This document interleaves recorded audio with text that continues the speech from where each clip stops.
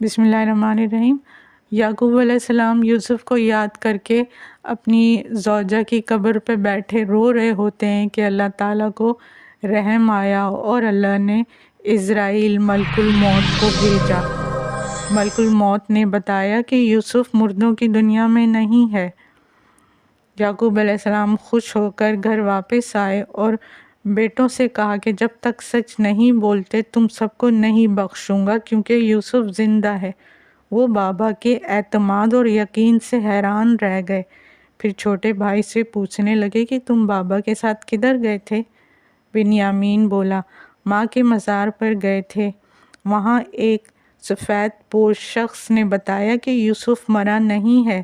یہودا بولا، بابا دیوانے ہو گئے ہیں۔ چھوٹا بھائی بولا، دیوانے اور جھوٹے تو آپ لوگ ہیں، آپ لوگ مجھے نہیں اچھے لگتے۔ پھر یعقوب علیہ السلام نے بیٹوں سے الگ رہنے کے لیے پتھر اور گارے سے اپنے لیے الگ کمرہ بنانا شروع کر دیا، اور زوجہ سے کہا جب تک یوسف واپس نہیں آ جاتا اس دن تک اسی راستے پر پلکیں بچھائے بیٹھا رہوں گا جس راستے سے وہ گیا تھا۔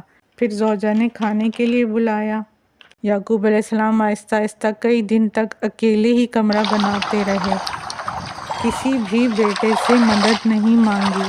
کمرہ مکمل ہوا تو بنیامین کو پیار کرتے ہوئے بولے، یہ میرا بیت یوسف ہے، یہاں میں اپنی باقی زندگی یوسف کے دکھ اور انتظار میں اسی جگہ نظریں جمائے بیٹھا رہوں گا۔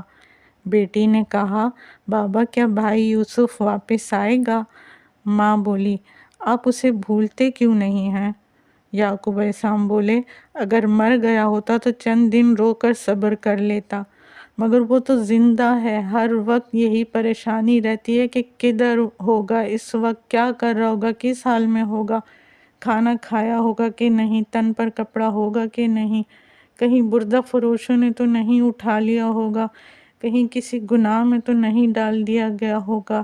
اس بے انتہا غم کے باوجود میں صبر اور انتظار کروں گا۔ پھر وہ دھاڑیں مار مار کر روتے روتے اسی حجرے میں بند ہو گئے، مگر رونے کی آوازیں بدستور باہر تک آتی رہیں، جسے سن کر سب دم بخود کھڑے رہ گئے۔ ویڈیو کا اگلا حصہ دیکھنے کے لیے لائک، سبسکرائب اور اپنے پیاروں سے شیئر کرنا نہ بھولیں۔